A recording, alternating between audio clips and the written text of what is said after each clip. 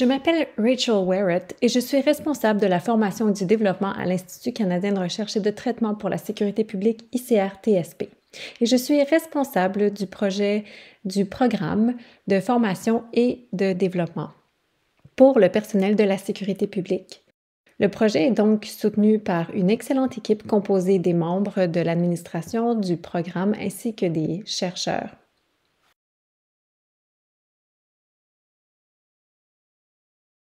L'importance du programme de formation et de développement pour le personnel de la sécurité publique est que nous offrons une formation qui s'adresse spécifiquement au personnel de la sécurité publique. De nombreux facteurs entrent en ligne de compte lorsqu'il s'agit de former le personnel de la sécurité publique. Il y a tant de facteurs à prendre en compte et de leur donner des outils pour leur santé, leur bien-être. Le personnel de la sécurité publique est souvent exposé à de multiples événements potentiellement traumatisants au cours de sa carrière. C'est pourquoi la formation doit être un peu différente et le secteur doit être pris en compte et les événements doivent être pris en compte. Nous faisons donc de notre mieux pour nous assurer que nous disposons d'informations sur la meilleure façon de fournir ces outils de formation au personnel de la sécurité publique en tenant compte des besoins très spécifiques qu'il peut avoir.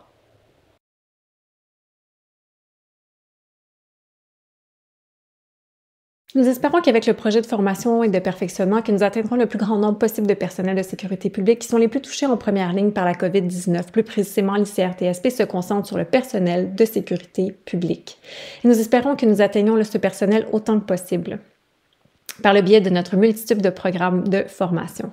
Plus précisément, nos résultats initiaux après le cours, c'est-à-dire l'ensemble de notre formation jusqu'à la date de mars, nous avons 28 % d'auxiliaires médicaux, 20 % de policiers, ce qui inclut la police municipale, fédérale et provinciale, 19 % pour les pompiers, qu'ils soient professionnels ou volontaires. D'autres secteurs complètent la portée que nous avons eue jusqu'à présent, y compris les services correctionnels, la recherche et le sauvetage, nos communicateurs de sécurité publique, nos agences de services frontaliers, ainsi que beaucoup d'autres qui se considèrent comme dans le domaine de la sécurité publique. Tout programme encore disponible actuellement dans le cadre du programme de formation et de perfectionnement pour le personnel de la sécurité publique est actuellement financé par l'Agence de santé publique du Canada. Ce programme est donc gratuit. Nous offrons donc cette formation gratuitement. Cependant, nous procédons également à la collecte de recherche et des enquêtes de recherche tant avant le cours qu'après et 2 évaluations de suivi du cours. Juste pour nous assurer que nous nous basons sur des données probantes et que nous répondons aux besoins du personnel de la sécurité publique.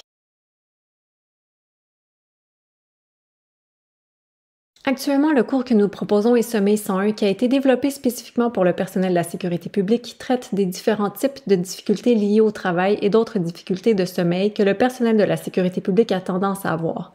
Ils travaillent souvent par quart, ils ne sont souvent pas en mesure de dormir pendant leur quart de travail. Et nous savons que le sommeil offre le meilleur moyen de récupérer ou l'un des meilleurs types de récupération pour le corps. Et c'est pourquoi nous voulons toujours nous assurer que nous offrons les meilleurs conseils et la meilleure formation disponible au personnel de la sécurité publique pour améliorer leur sommeil.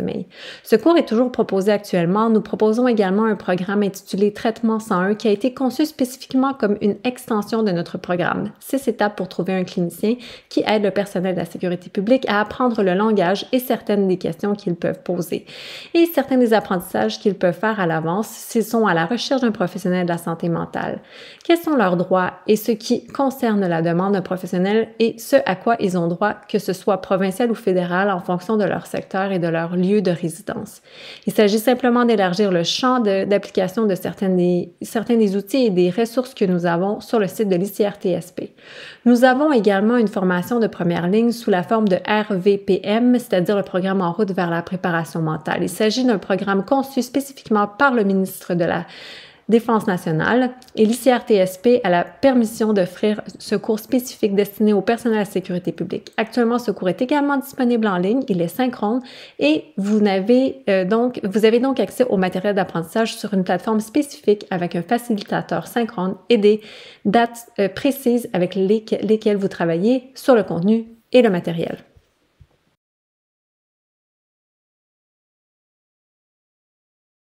Nous recueillons donc des données post-cours à la fin de tous nos cours. Ainsi, au départ, certains de nos résultats post-cours de la formation que nous avons dispensée jusqu'à la fin du mois de mars 2023 montre des résultats très positifs. 83% des participants ont déclaré avoir des changements positifs dans leur comportement. 87% des participants ont déclaré une amélioration de leurs connaissances et ou de leurs compétences. Et 73% des participants ont déclaré avoir accédé à des ressources qu'ils n'auraient peut-être pas connues ou qui n'auraient pas été à leur disposition.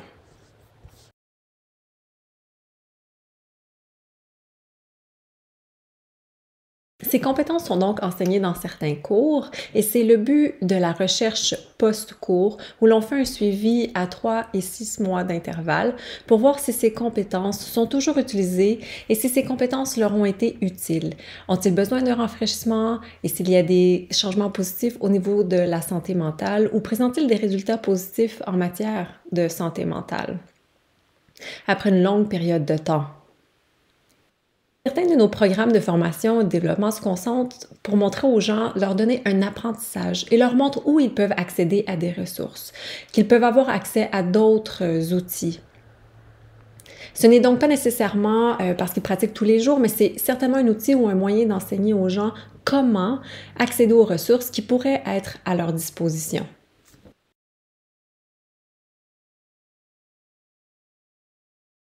Nos premiers résultats du mois de mars 2023 ont suscité des commentaires très positifs de la part des facilitateurs et des pairs qui exécutent certains de nos programmes de formation. Certains de nos programmes sont dirigés par des pairs et ils sont enseignés par des pairs du personnel de la sécurité publique. Ce que nous avons constaté, c'est qu'il y avait des commentaires très positifs, ceux qui animent la formation auprès de leurs collègues, membres de la sécurité publique de leur secteur, ainsi qu'une rétroaction très positive de la part des participants eux-mêmes, y compris ceux qui ont dit « j'ai vraiment apprécié le cours, c'est l'un des meilleurs cours auxquels j'ai participé, la préparation de la communication et l'animation était excellente, j'ai vraiment apprécié le dévouement des animateurs, il était évident qu'ils étaient très fiers d'apprendre et de s'impliquer dans leur matière ». D'autres commentaires sur les animateurs, notamment les animateurs étaient excellents et les vidéos et exercices étaient très bien, ce qui était également parce que nous voulons enseigner la matière. Mais nous voulons nous assurer aussi que c'est toujours fait d'une manière attrayante.